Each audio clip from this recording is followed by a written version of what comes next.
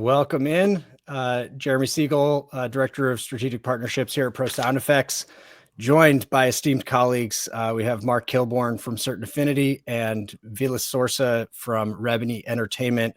Super excited to have you guys here. We're talking about game audio in 2025. Challenges, changes, opportunities, everything under the sun.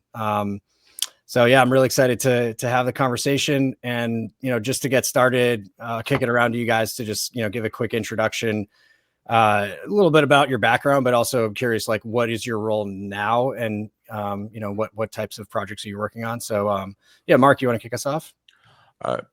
Sure. My name is Mark Kilborn. I'm the audio director at Certain Affinity.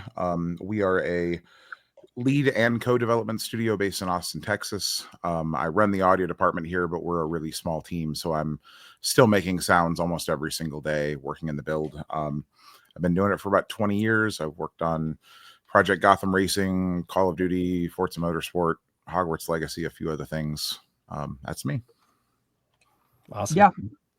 And I'm Ville Sorsa, principal audio designer here at Rebany Entertainment.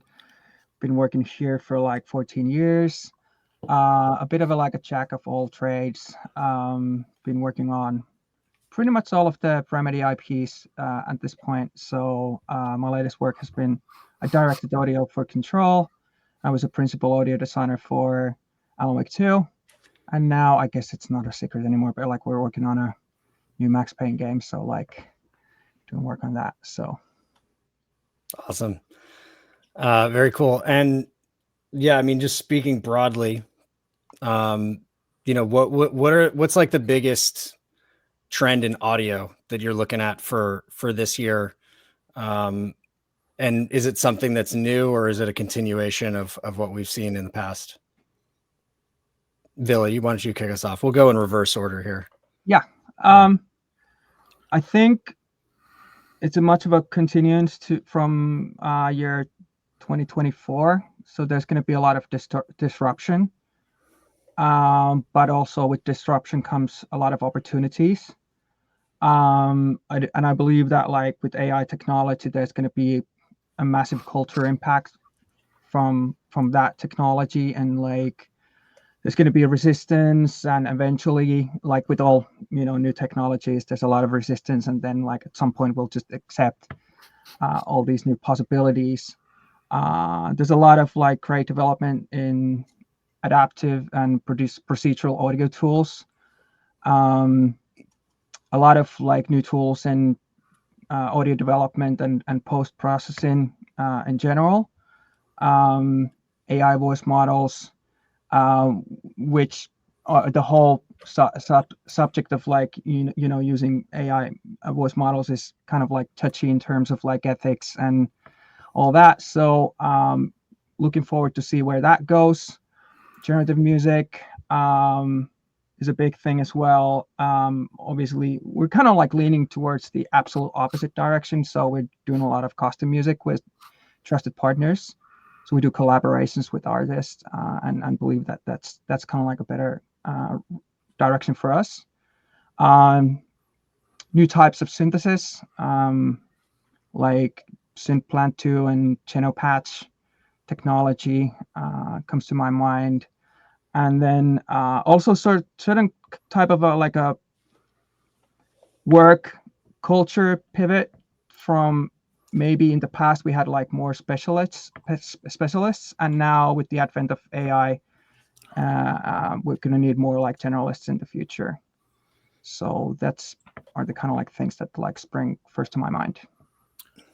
Yeah, that's a big list. I agree with all of it. The two things I would latch onto are, I'm curious to see where generative AI goes for our field, whether it's about just generating sound effects or giving us tools to allow us to be more effective. I feel like I don't like the former as much, not so much out of fear of losing a job. I just don't feel the quality's there, and I'm concerned it'll ever get there. But I feel that there's a lot to do in terms of tools that will be really, really helpful to us. And then on the generalist versus specialist, this is something I've felt coming for quite a while. And if you look at the number of layoffs and kind of the trend of our industry right now, it feels like a lot of companies are moving towards smaller development teams, which I think is going to require people to be less specialized. I don't think the idea of 800 person teams working on games for 5 years is going to last much longer. There will always be a few notable exceptions, but as far as how that'll impact audio, I think those of us who can do a bit of everything and do it well are going to last a lot longer than those who are very specialized in one specific thing. Yeah, that's really interesting. I mean, you guys hit on all the like big topics I had in mind for us to discuss, and I think that there's a lot of interrelation between them. Specifically, how does AI factor into the landscape, both from a creative standpoint, but also from like a job and job stability and just industry stability standpoint. But then also like what is its contribution to massive layoffs, and like how do you reconcile? This is the question. It's like, how do you reconcile the games industry? It's like 3x the revenue of the global box office and the recorded music industry combined. So how do you reconcile that with 10% basically of people in game development have experienced a layoff in the last year? Obviously, and then within that, what role is AI playing? Because it's not that actual AI is replacing jobs to be done, from a 10% scale right now. Is it more like consolidating and figuring out what's profitable with an eye towards the future? So, I'd love to hear your thoughts. And Mark, especially since you've been around so long and in the audio director chair and closer to budgets and all that stuff, I'm curious what your thoughts are. How does this all interrelate to each other? Well, I think what's happening in our industry, there's hundreds of thought pieces out there about what's going on in our industry, and there's no one simple answer for it. AI is not the only explanation. It's a lot of things. The quick version is that a lot of venture capital flooded into our industry during the pandemic. A lot of people expected, like, hey, there's a boom in game sales because everybody's stuck at home. A lot of people, in my opinion, foolishly thought that's just going to continue, and of course it wasn't. And now a lot of those investors have moved on to other industries where they've realized other places will give them more of a return, because game making is unpredictable. As successful as our industry is, it's still really hard to bet on a game and know it's going to be wildly successful. I think that is actually causing a lot more of the job disruption than AI is at this point. But the things that I see AI doing in our industry so far, and I don't think it's applying to audio as much yet, and it'll probably eventually get there, but certainly with things like concept art and modeling and engineering, is it's making individual artists and engineers just more efficient. They're able to get more done. I know of concept artists who are using generative AI trained on their own materials to help them get concept art done at a much quicker pace. And when that happens, you just need less people to get to your schedule, right? So I think that's kind of the current state of things. I think AI is a small component of all the job loss. I'm hoping it will improve, but I don't think it feels like a correction to me. I think we as an industry just overhired, and we enjoyed, I say we, it wasn't the three of us individually, but I think the industry just hired up too fast and thought the boom time was going to last forever. And it clearly wasn't. And we've also been dealing with, as I mentioned earlier, these inflated budgets. Games have gotten, despite tools getting better and technology getting better, games have gotten more and more expensive to make, and they take more and more time. And I hate to say it, but I think part of that is on us. I think we've been taking too long to build stuff, and I think a lot of us need to get a lot leaner and a lot faster. Yeah, and interesting. I'm feeling a parallel with the motion pictures industry here, where you have tried and true titles that have epic scale, but like known profitability. So you see, instead of making a new side project that costs a bunch of money and there's unproven market for it, and it's a totally new story, developers would rather go back to IP that's been trod over before, that they know that there's that market to. I think we've seen in some companies like Riot, for example, laid off a bunch of people because they started investing in any stuff that wasn't League of Legends, wasn't the bread maker. And once all that, kind of investment capital dried up, it's sort of shrinking back down to the basics. And then on the other side, so you have these, big epic AAA games that of, this well-known IP, Max Payne, Call of Duty, Forza, et cetera. Those continue to get funding and continue to get made, and hopefully made more efficiently. And then you've got like indie games with like micro budgets or no budgets that are getting made, and there's kind of nothing in between. Similar in Hollywood, you've got like the Avengers, and then you've got like the $6 million indie film, and they don't make movies for 50 million bucks anymore, right? Would you say that's kind of a similar parallel? I think it is, but I mean, I think it's very similar, but one thing that I did not bring up that I should have brought up is the idea of these black hole games or lifestyle games, which are a relatively new in the last 10 years phenomenon in our industry. I mean, I know MMOs have existed for longer than that, but we have millions of players who play one game and don't play anything else. I have a son who plays Fortnite and does not play anything else. That's it. That's his game. And he plays all these little games within it that people are building. But from an industry perspective, that kid is essentially off the market. We can't sell him anything anymore. Super interesting. That's super interesting. Yeah. And you have that with Destiny. You have that with Call of Duty Warzone. There's this whole faction of players that are just completely off limits. And I don't remember the exact numbers, but there was an article that I saw recently where they were talking about the most played games in 2024.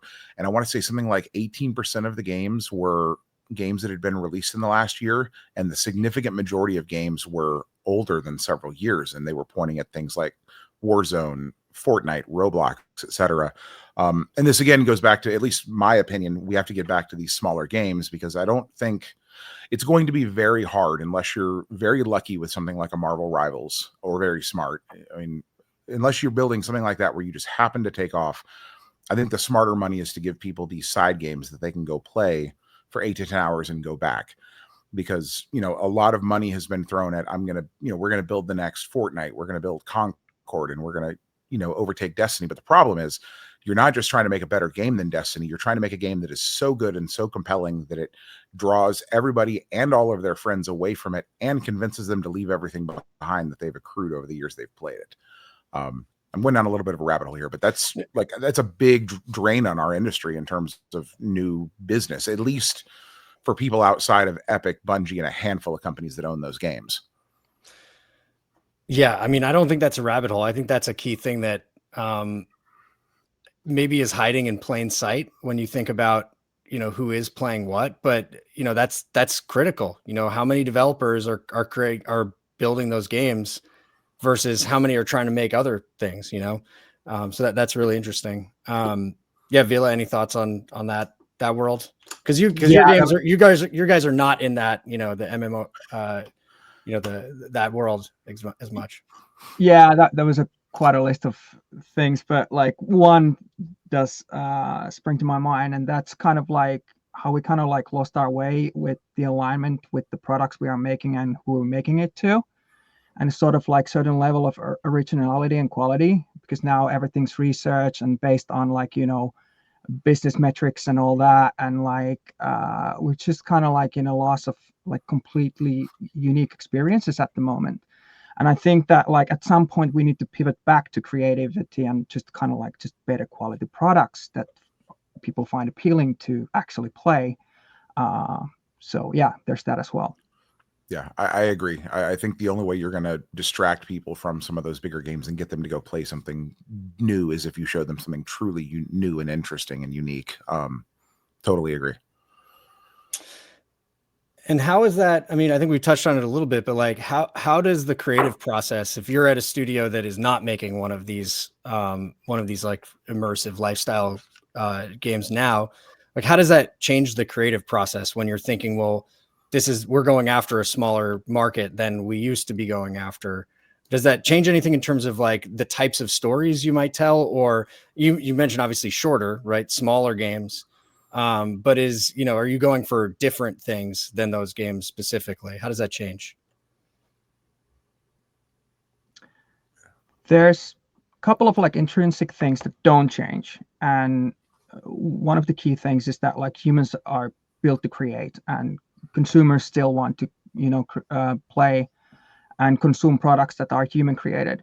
and that will never change. But like when it comes to kind of like the creative process of like what we're kind of like thinking is that our products are like basically based on emergent storytelling and player choices that matter, and like we try to find more unique ways to kind of like do cross media mixes, so elevating those experiences into a new level so that like there's a competitive edge in our products compared to like what else is out there, and try to innovate in our games every single time when a new title comes out.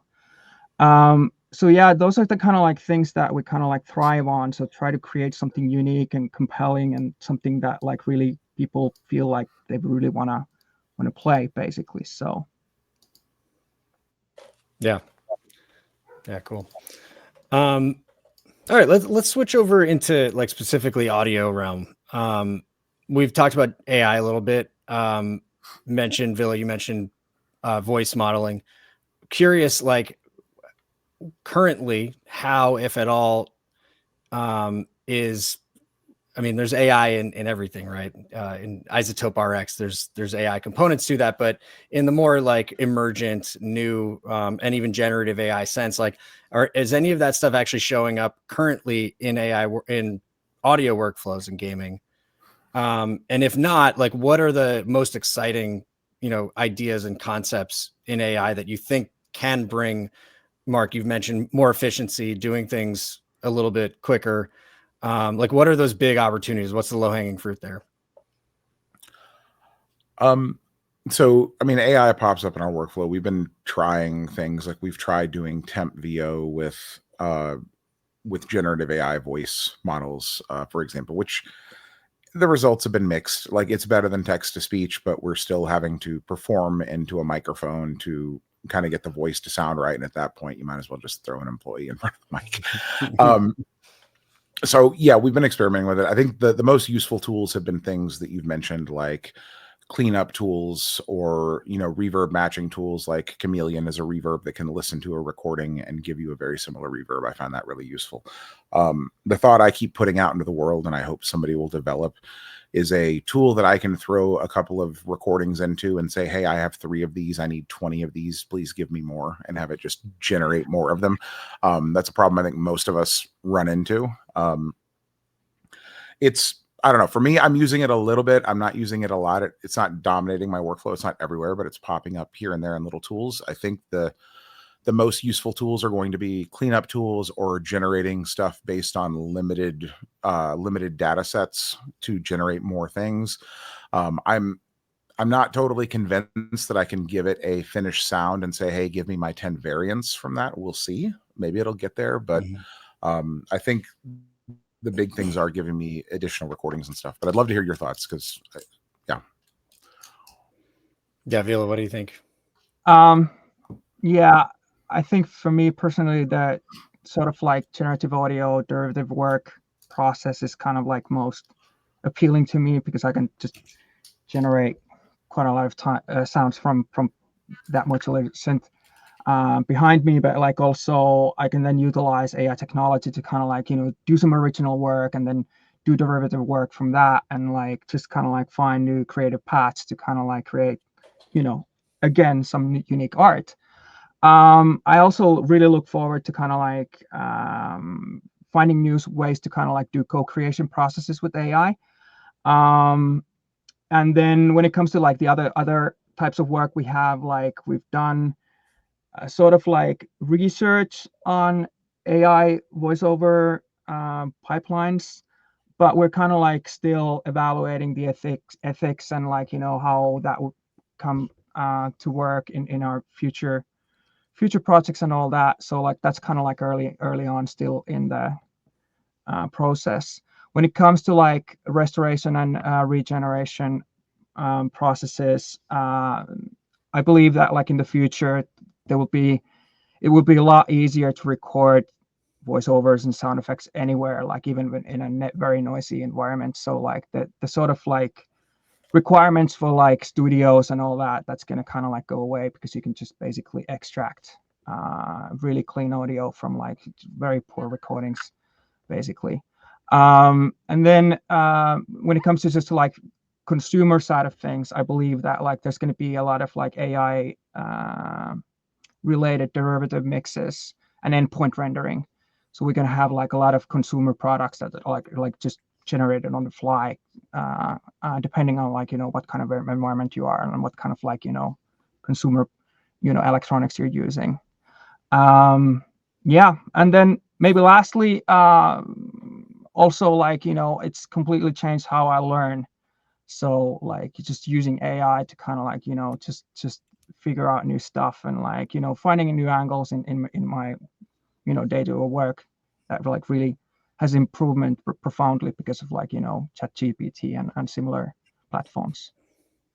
Yeah, that's a really interesting point. I mean, I think we've been focusing the conversation on like AI audio tools, but I mean the most ubiquitous and probably used form of AI currently is just the good old LLM, which I use a ton. I mean, even just as a sounding board, hey, I've got some ideas, give me some thoughts, or distill this into bullet points, or give me some alternatives to this idea.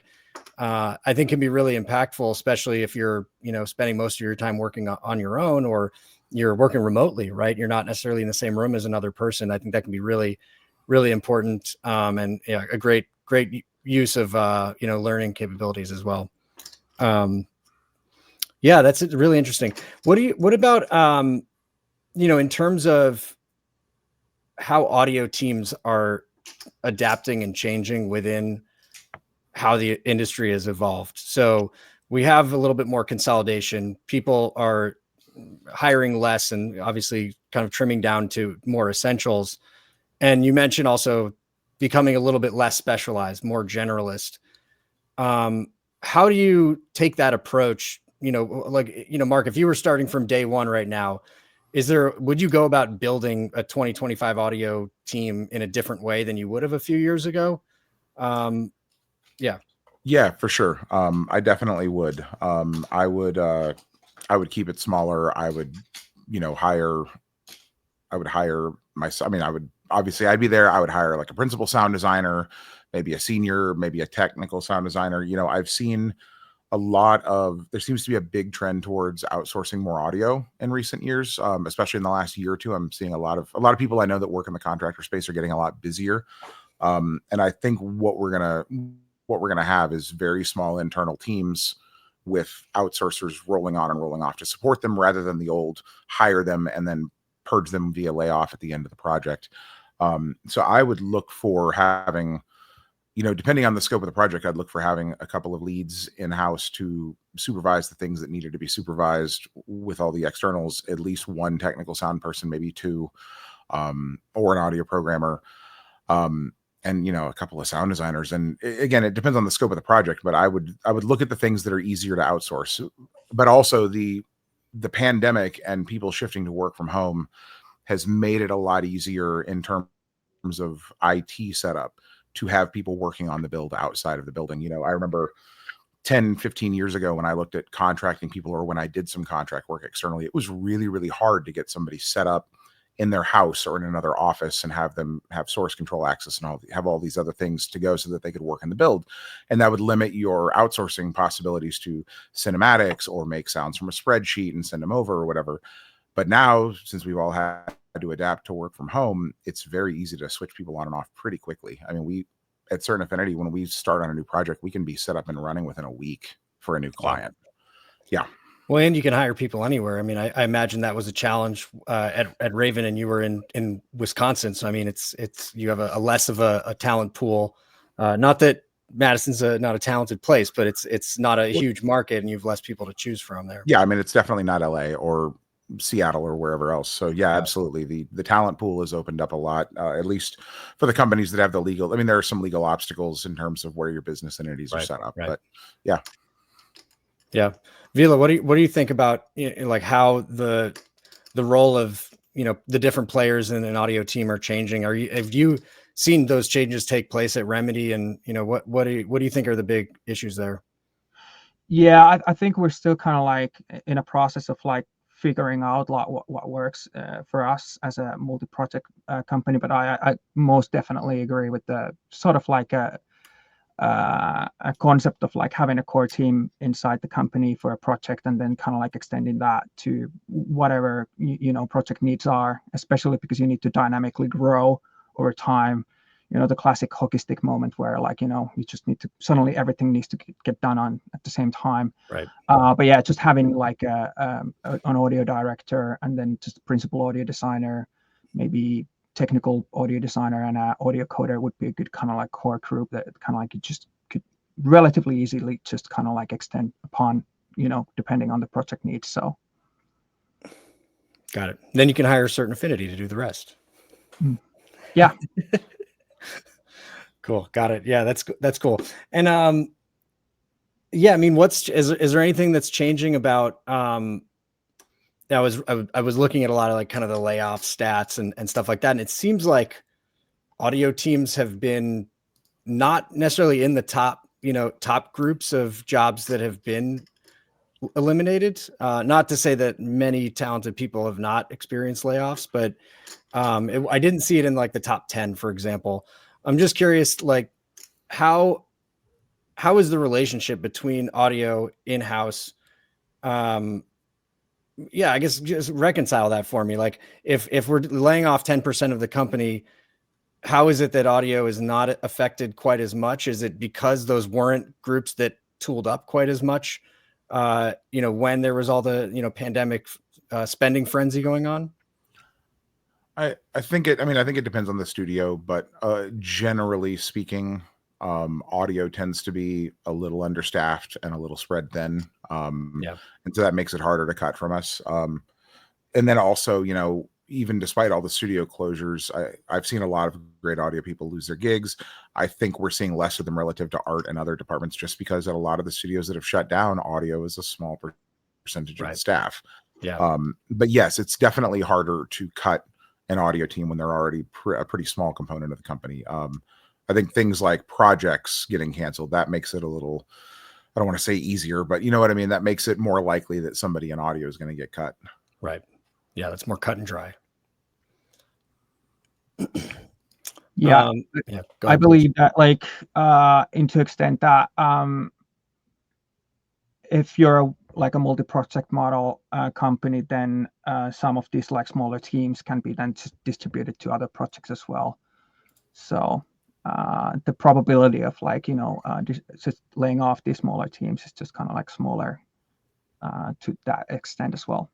Yeah, that makes sense. And what would you like to see studios do more to support audio teams?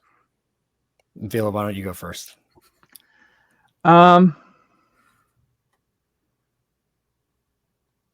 think that sort of like biggest thing for me is that like you need to just kind of like have an audio culture in the company you're working, and then just sort of like a value proposition, like why audio matters, and what kind of like contributions audio does for games. Like there's the immersion side of things, guidance, and like the general feel, because it's just used as a tool to elevate like psychological and like emotional experience to a higher level.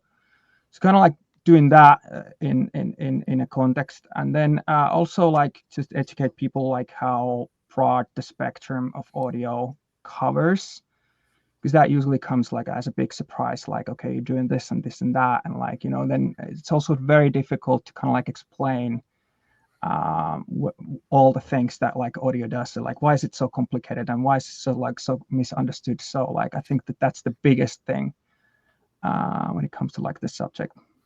Yeah, why do you think that is? That and this is across all industries that are creating anything audiovisual. Like, there's definitely a bias towards visual components taking the bulk of resources, attention, care. What is it about audio? What's that misconception that whether it's a leader or game designer or an executive kind of hand waves, well, we'll just, the audio will take care of itself. We don't have to worry about that. I think people better understand things they can see. Honestly, I think it's as simple as they can Exactly. pause the film, they can pause the game, and they can sit there and analyze the audio. But our craft exists in the time domain, and it's harder to analyze that way.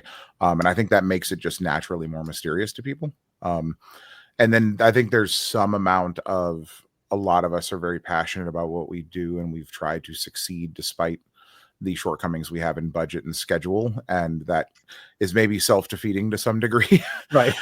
Because we seem to always find a way to make it work, and then there are people that control the money that say, well, if you figured out how to make it work last time, just figure out how to make it work again. Yeah.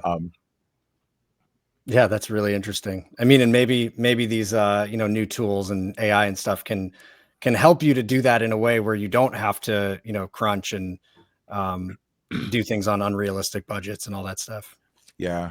One thing I'd like to add to what Ville said a moment ago, I totally agree about educating and being an advocate for audio within your studio and your team, and trying to develop that audio, that culture that's aware of audio and its contributions. As far as what that looks like to me, it looks like, or sorry, when that's successful, it looks like certainly budget, but also a culture of upstream disciplines being more understanding and respectful of what's downstream of them. Designers who will be building a new feature in the game and reach out to audio and say, hey, here's my proposal for how I'm going to build this thing. I'm about to start building. Does this work for the audio needs you're going to have for it? Producers who will shoot me a Slack message and say, hey, I'm in a discussion that an audio person needs to be in. Can you come in here and be a part of this discussion for a minute?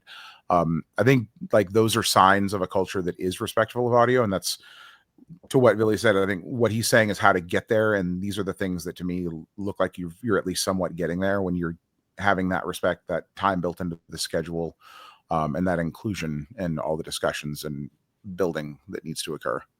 Yeah. I mean, how do you advocate for that if it's not there? I mean, Ville, everything you said, I mean, preaching to the choir, like completely agree with all of that. But like, who do you talk to? How do you put that message out about the emotional impact that that they're missing out on if they don't put that emphasis on audio? Yeah, it just takes time.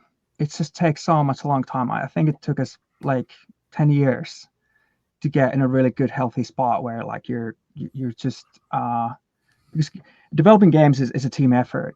Like, and then once you get that flow going with the other teams and upstream and like other downstream crafts, it's just kind of like you just build a culture that is good for everyone, and kind of like then it shows in the products as well.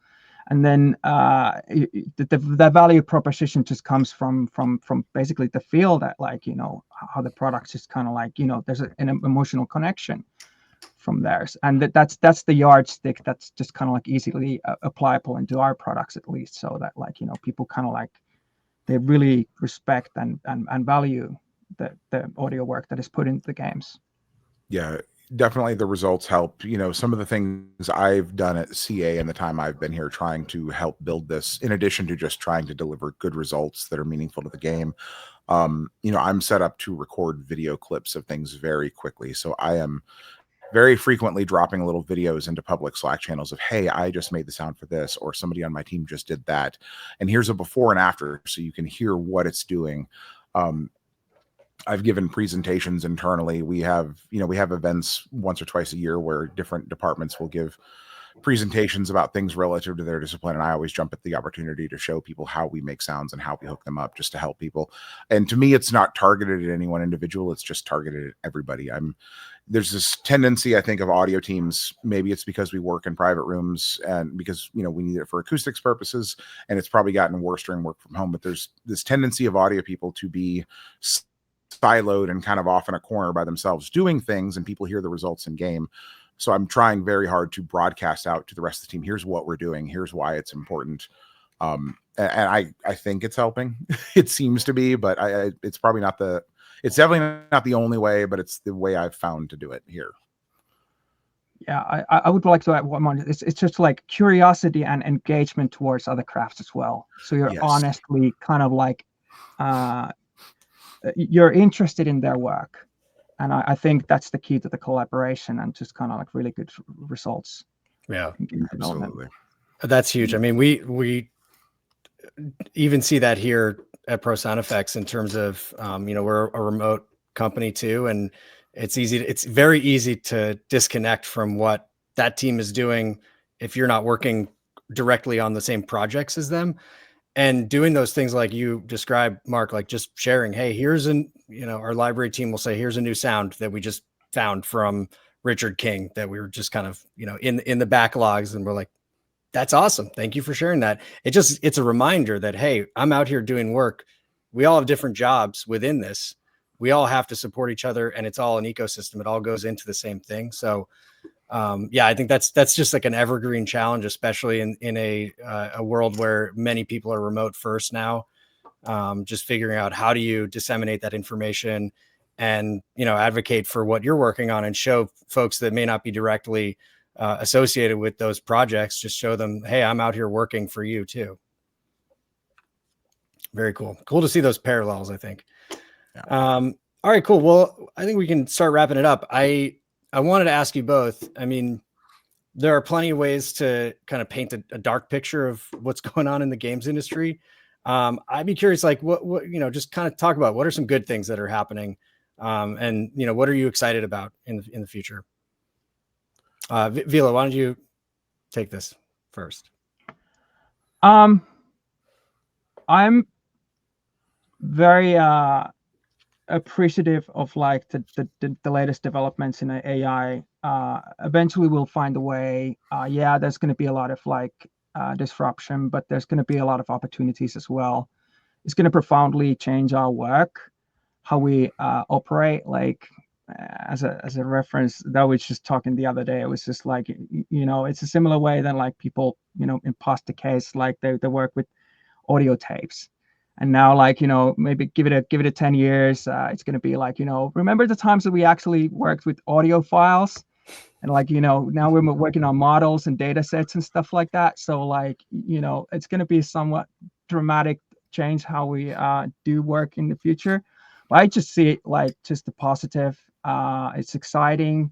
You just need to adapt. You need to just kind of like, learn the new opportunities that comes with the new technology, and then just kind of like practice, gratitude that you're still in this amazing industry, doing just amazing entertainment products. So I'm going to take it from the player perspective, although I guess it's to some degree from a creator perspective. My heart is in weird games. I used to tell people when I worked on Call of Duty that I was a David Lynch fan working on Michael Bay films. That's kind of been my jokey tagline. So I look at what's happening in indie game development right now. There's some really incredible games coming out. I'm playing a game called Immortality right now. That's just this fascinating kind of murder mystery film reel game. It's hard to describe. But my hope is that as the industry realizes we can't continue chasing these massive projects, we're going to hopefully, and I think we're already starting to see it with studios like Yellow Brick Games making Eternal Strands. I'm hoping a lot more smaller studios come up that are bigger than your traditional indie, but still like 100 people or less, and start making games. And I think it's not only a more sustainable business model, I think we're going to see a lot of really interesting, creative, cool games with bigger budgets than what indies have had recently, even if they're not these big quadruple A budgets. And I'm super excited for that because I want to play them. I would love to work on some of them. I want to see more. I want to see more studios like Grasshopper and Platinum and Remedy out in the world, and less of generic military first person shooter maker. You know what I mean? I want to see these really interesting studios doing really cool things. And I think we're on the verge of seeing a lot more of that. I hope I'm right, but I feel like we are. Yeah. Yeah. Amen to that. That's very cool. Lastly, I mean, anything you want to plug, projects you're working on, or Mark, you just mentioned a few games that you're enjoying playing, but go ahead, plug anything you want.